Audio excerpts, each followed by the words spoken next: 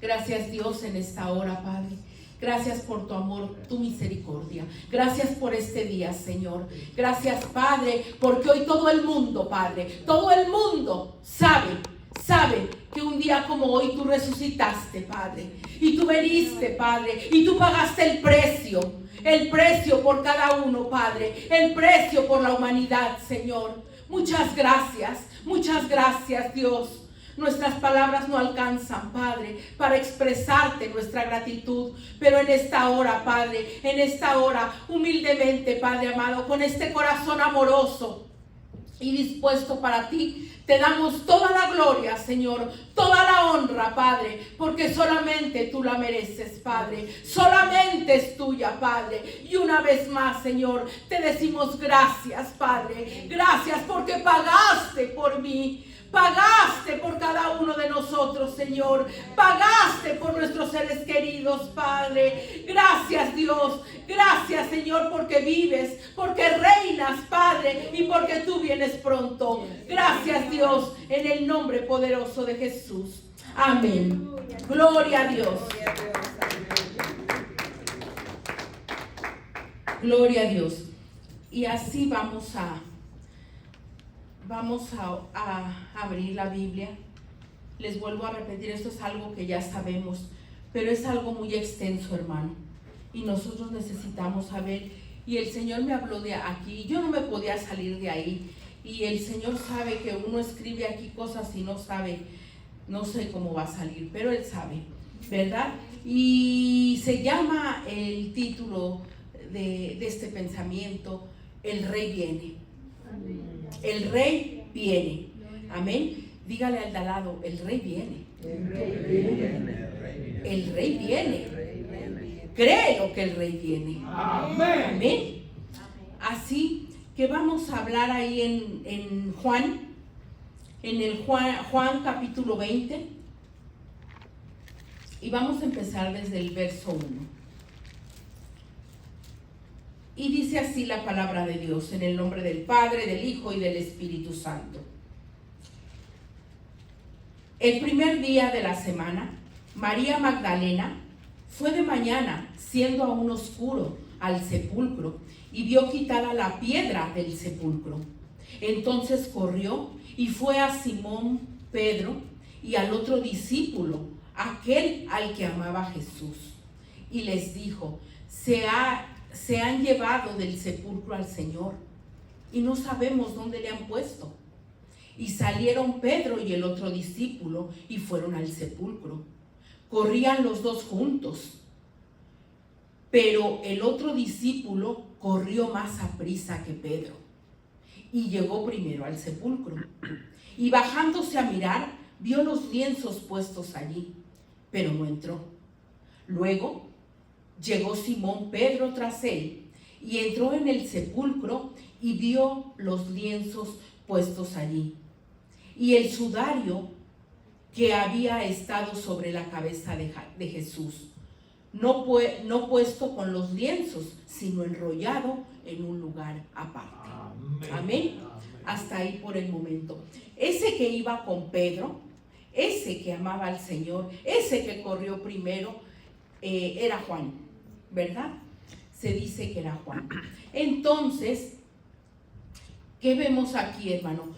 ¿Qué vemos aquí? En la mañana vimos muchas cosas, ¿verdad? Y vimos esa tumba vacía, ¿verdad? Y vemos que este entró y uno no entró, nada más vio los lienzos ahí y se quedó y no entró. El otro entró y vio. Y ellos se sorprendieron, ¿verdad? Ellos se sorprendieron porque andaban buscando a ese Jesús, a ese Rey de los judíos muerto, no al vivo. Ellos andaban buscando al Rey muerto, ¿verdad? Entonces, dice ahí en Juan 19, un poquito atrás, ahí en el verso 38 dice: después de todo esto, José de Arimatea, que era discípulo de Jesús, pero secretamente por miedo de los judíos, rogó a Pilato que le permitiese llevarse el cuerpo de Jesús, y Pilato se lo concedió. Entonces vino y se lo llevó el cuerpo de Jesús. También Nicodemo, el que antes había visitado a Jesús de noche, vino trayendo un compuesto de mirra y de aloes, como 100 libras. Tomaron pues el cuerpo de Jesús y lo envolvieron en lienzos con especies aromáticas, según la costumbre, es costumbre sepultar entre los judíos. Aquí vemos, hermano, que vienen estos y viene a pedir este hombre, viene a pedir José de Arimatea, vienen a pedir el cuerpo de Jesús. Dice que venían que venían muchas especies, venía algo pesado, dice que como 100 libras de especies aromáticas. Hermano, imagínense, hay tantos místicos y tanto charlatán y tanta gente sin nada de temor de Dios, que todavía dicen que Dios fingió su muerte y que no estaba muerto, ¿verdad? Imagínense esas 30 libras de aloes y de inciensos y de especies aromáticas que llevaban para poder quitar tal vez el olor tan fétido que tenía. Porque estaba totalmente desgarrado y ensangrentado, hermano. Hermano, entonces imagínense, no era algo bueno el olor o lo que podía verse de los restos del cuerpo de Jesús, ¿verdad? Y dice que ellos trajeron eso y lo envolvieron y ellos estaban ahí queriendo, dice que lo envolvieron y le pusieron esas especies, esas libras, esas 100 libras en todo su cuerpo y lo envolvieron. El Señor estaba mostrándoles, hermano, lo sobrenatural cuando entraron en esa tumba vacía. Él les estaba enseñando algo que no podía hacer más que por fe creerlo. Algo que nadie había visto, ¿verdad? Y que nadie ha visto ni volverá a ver. Entonces el Señor les estaba mostrando que Él era ese sobrenatural. Y dice en Marcos, por favor, en Marcos 16, dice, pero decían entre sí, Marcos 16:3, pero decían entre sí, ¿quién nos removerá la piedra de la entrada del sepulcro? Pero cuando vieron removida la piedra, que era muy grande. Ellos pensaban en eso, ya le habían visto la piedra removida. Y ellos decían, ¿quién la podrá remover? ¿Quién podrá removerla? Dicen que esa piedra pesaba entre 1 y 2 toneladas. Así era la piedra, no era cualquier piedra, ¿verdad? No era cualquier cosa que cualquier humano pueda mover, ¿verdad? Y esa piedra estaba movida y era muy grande. Y ahora dice Mateo 27.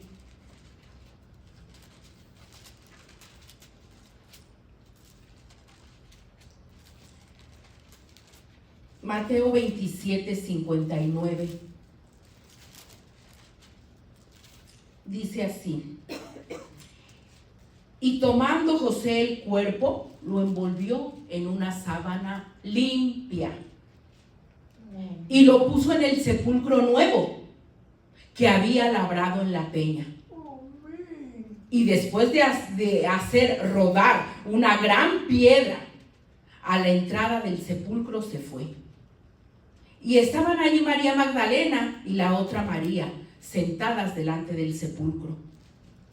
Al día siguiente, que es después de la preparación, se reunieron los principales sacerdotes y los fariseos ante Pilato, diciendo: Señor, ¿no acordamos que aquel engañador dijo, viviendo aún, después de 3 días resucitaré?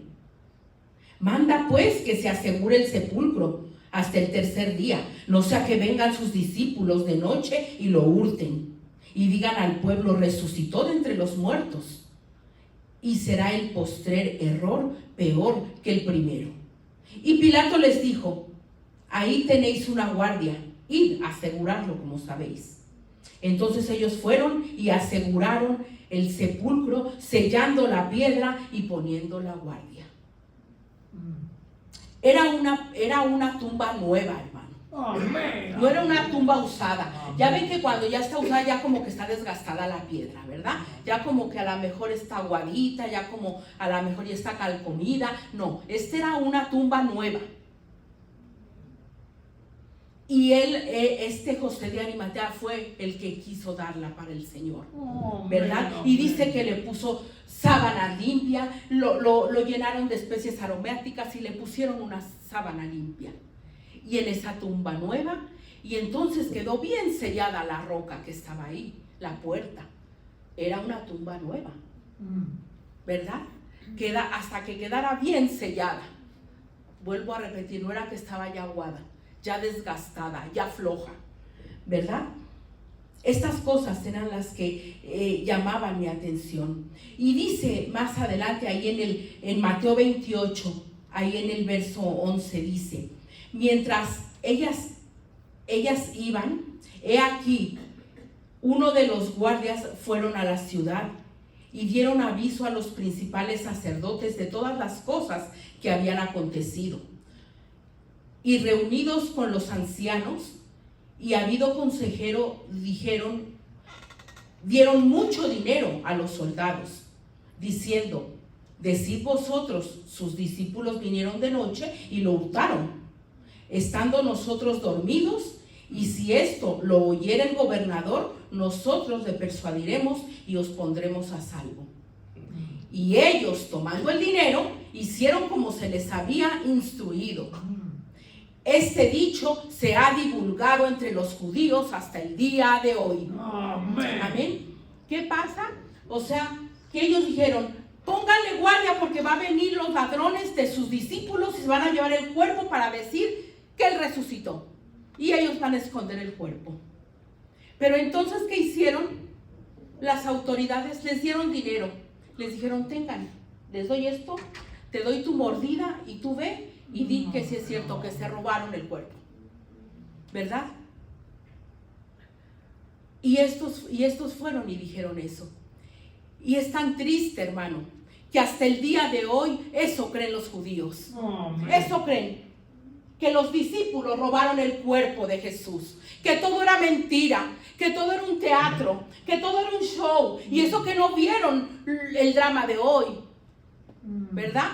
Pero ellos ya lo tienen, ellos lo vieron, y aún así dicen que no es cierto, ¿verdad? Y esto venía calcomiéndome toda esta semana, ¿verdad?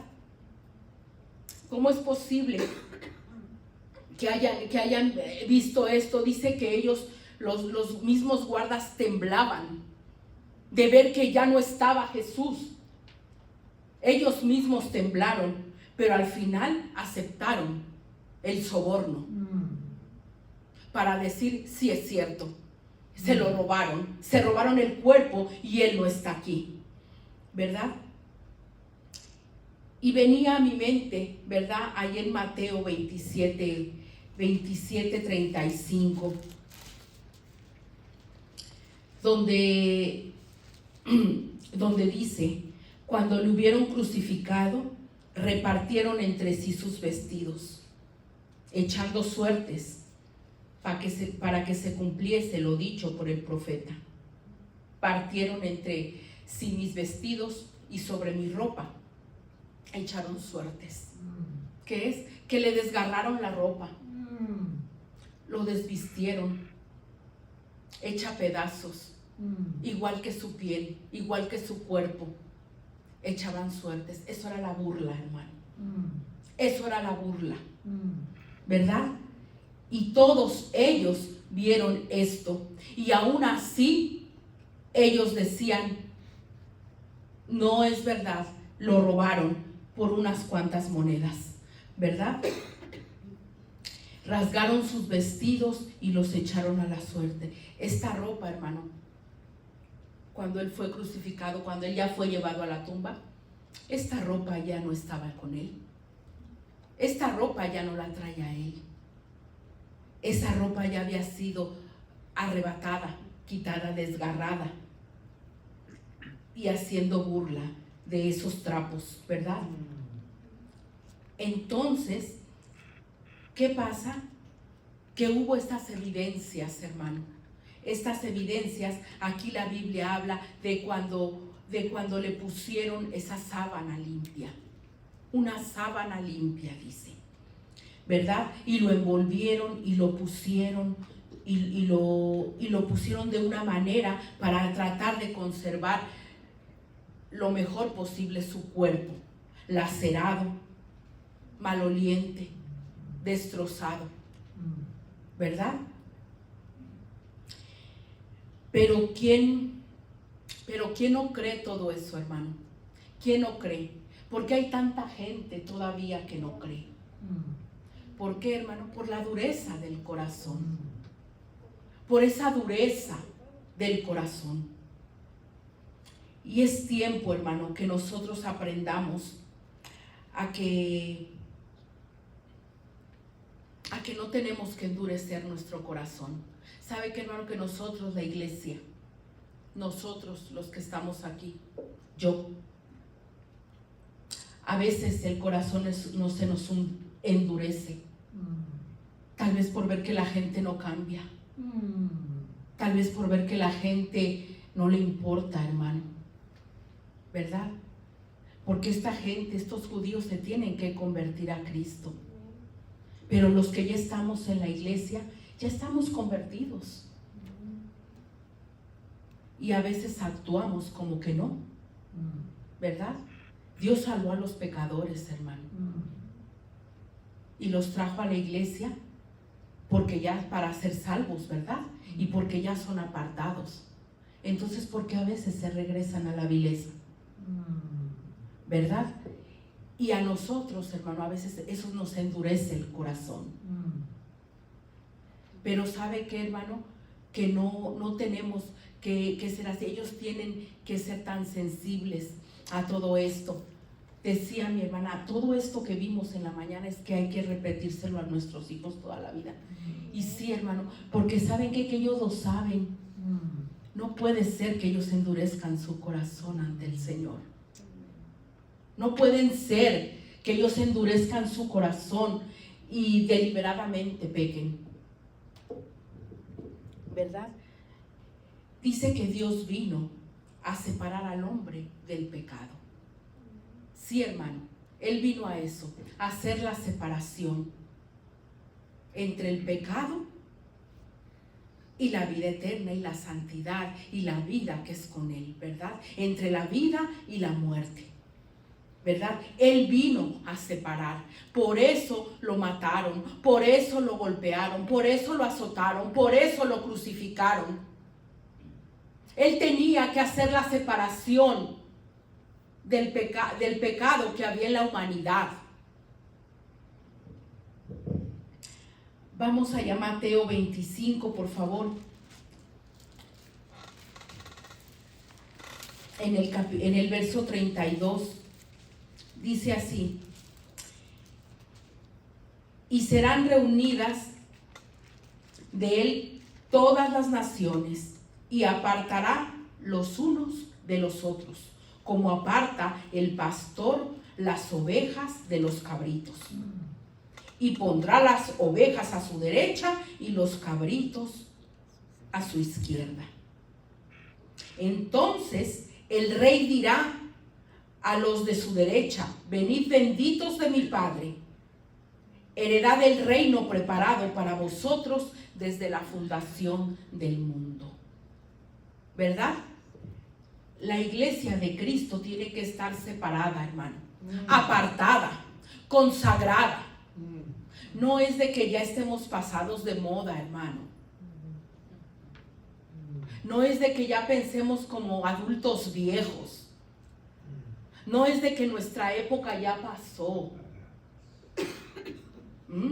No es que ya nos está fallando las tuercas y que hoy los jóvenes se las ven muy duras. Hermanos, sí se las ven muy duras, pero tú también te la viste bien dura. Amén. Amén. Sí, ellos se las ven bien duras, ¿cómo no? Pero yo me las vi bien duras, hermano. Amén. Tú te la viste bien dura. Amén. Amén. Claro que sí.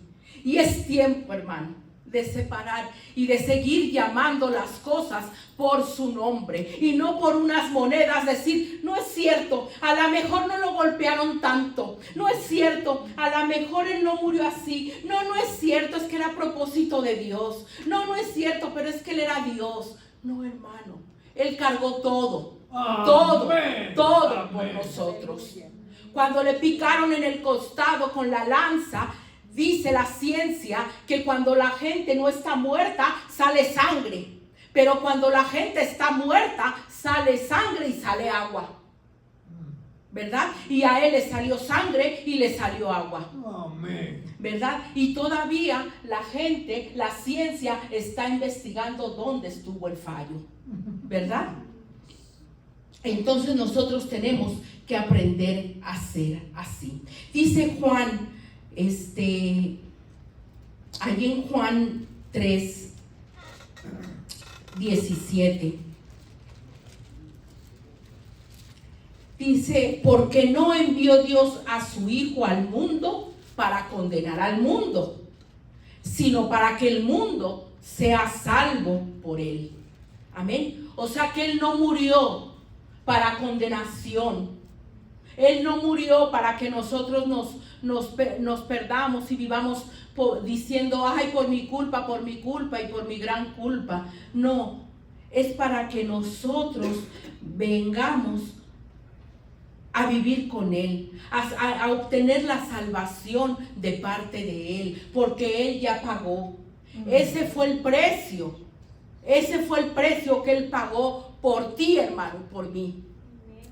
Él fue el precio que pagó por tus hijos y por mis hijos. Él fue el que pagó el precio. Yo no he hecho nada. Tú no has hecho nada, hermano. Él pagó el precio. Amén. Tú le puedes comprar a tus hijos algo, darles techo, darles comida, pero tú no los puedes salvar. Amén.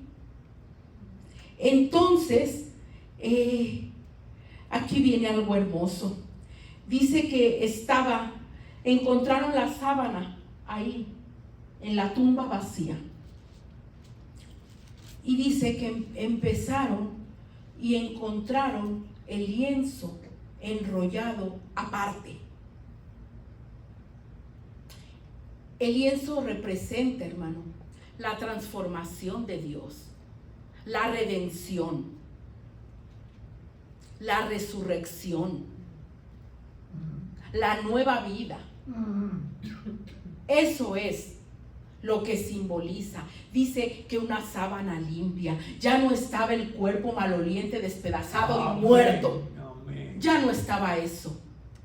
Ya estaba la transformación, ya estaba el perdón, ya estaba la redención. Ahí en esa tumba vacía, ahí estaba la prueba del que había resucitado, la prueba de una nueva vida, ya de un nuevo hombre que ya no se veía ahí, porque ya no estaba muerto.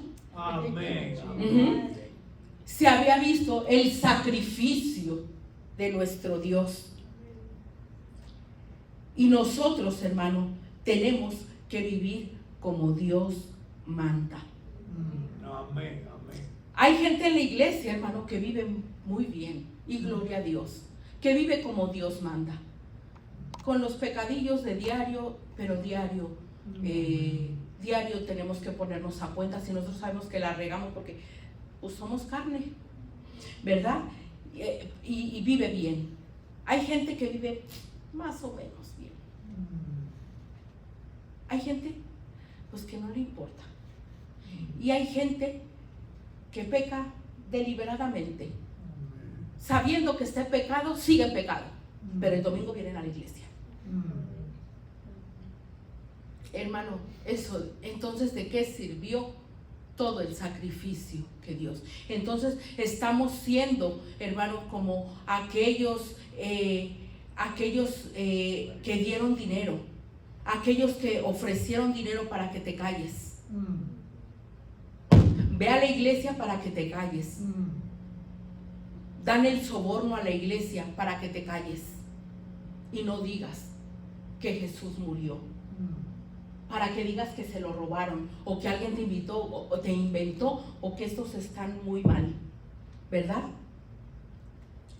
Pero la gran noticia, aparte en la tumba, y está esa evidencia de la sábana que representa esa nueva vida en Cristo y el sacrificio y la resurrección. Amén. Está el sudario envuelto. Amén. En la costumbre judía, cuando acaban de comer, hacen a un lado la servilleta, porque eso quiere decir que van a regresar.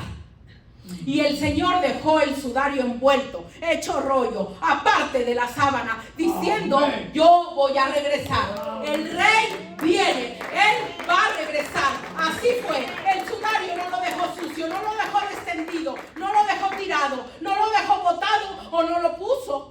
Lo dejó enrollado, como en la costumbre judía se deja. Cuando alguien se sienta a la mesa a comer y come y deja su servilleta envuelta en el plato, quiere decir: no he terminado, no se lleven mi plato porque yo voy a venir a comer otra vez. Amén, amén, amén. Y si dejan la servilleta botada o la quitan, es que ya terminaron. Amén. O sea que dice que el Señor no ha terminado. Amén. Que el Señor viene. Amén. Que ese lienzo, que eso está enrollado como muestra viviente a todos aquellos que se espantaron cuando vieron la tumba vacía, diciéndoles: yo regreso, yo no he terminado, esto fue la primera parte, pero yo vengo otra vez. Amén. Así que nuestro Dios viene otra vez, viene otra vez, Él viene otra vez, el Rey viene otra vez. Gloria a Dios, gloria a Dios. Y ese era el mensaje de esta noche, que el Rey viene otra vez, porque lo dijo desde esa tumba vacía, ¿verdad? A ver, ¿dónde está? Dejó la evidencia, habló claro, y aquellos judíos no le creyeron, pero nosotros por fe le hemos creído. Vayamos a Romanos 11, por favor. Gloria a Dios. Romanos 11, verso 2. Dice: no ha desechado Dios a su pueblo, el cual desde antes conoció. ¿O no sabéis que dice de Elías la Escritura, como invoca a Dios contra Israel, diciendo: el que sigue, hermana?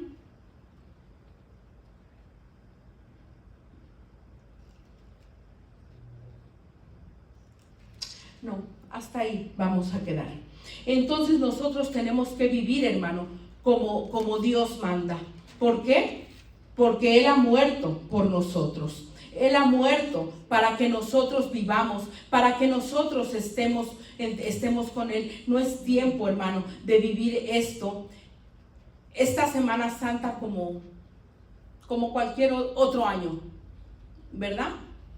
Allá en México, toda la gente anda paseando, toda la gente anda divirtiéndose, toda la gente anda, hermano, de aquí para allá. Y la resurrección, eso no importa. O sea, como que es Semana Santa y es tiempo de descansar. Aquí en este país, hermano, no importa que sea Semana Santa, hay que trabajar, ¿verdad? Es la diferencia entre México y Estados Unidos. Aquí no importa. Aquí hay que trabajar, sea Semana Santa o no sea Semana Santa, ¿verdad? Pero esto quiere decir que en tu memoria siempre tiene que estar que Cristo murió y pagó el precio por ti. Y Él tiene que, y si el mundo, hermano, si el mundo, porque déjame te digo que en la mañana estaba viendo muy temprano, que allá en Israel está lleno de turistas, cada quien con su culto, cada quien con sus ritos, cada quien celebrando otras cosas, y están tan contentos pensando que Jesús murió, otros que resucitó, y cada quien está lleno de católicos, lleno de musulmanes y lleno de judíos. Está tan feo todo eso, hermano. Y anda la multitud por las calles. Hoy lo estaba viendo en vivo allá en Israel. Anda en multitudes. Y decía el que estaba tomando el video, ¿cómo sería en los tiempos de Jesús? Igual. Y aún así no creyeron, después de que le había hecho ya tantos milagros. Amén. Después de que lo vieron crucificado, aún así no creyeron. Amén. Y vayamos a Juan 14, por favor.